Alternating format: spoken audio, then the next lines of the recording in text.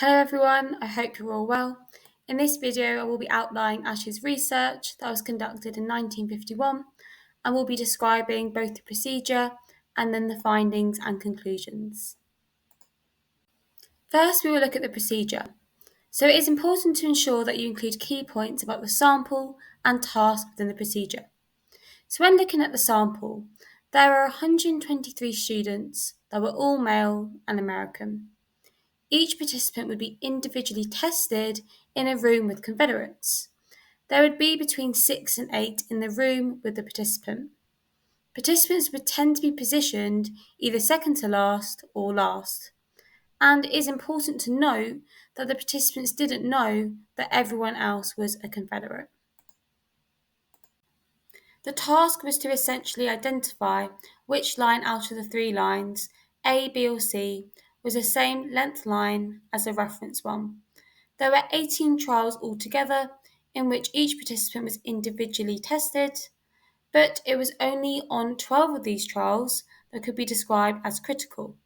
And this essentially means that these were the trials where all Confederates would say the same incorrect answers. So that was the procedure. So now when we look at the findings and conclusions, it was found the conformity rate was 36.8%. This was calculated by looking at the percentage of critical trials that the Confederates' incorrect answers were conformed to. This can be seen to be quite a high percentage of conformity, which can be known as the Asch effect.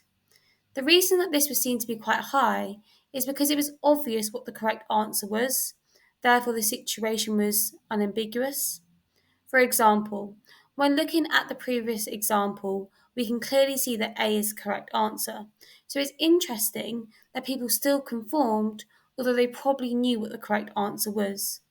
This is supported by the fact that in a control group, error rates were very low.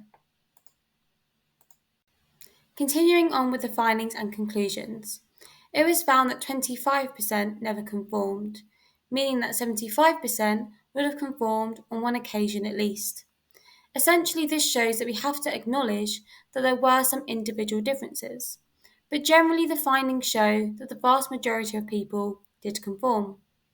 Asch would then ask the participants why they agreed with the clearly incorrect answers, and it was mostly found that normative social influence was the reason.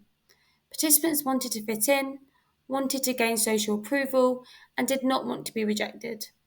Therefore, they did privately have different answers, and the fact that conformity decreased to 12.5% when responses were private, therefore supports the role of normative social influence explaining their conformity.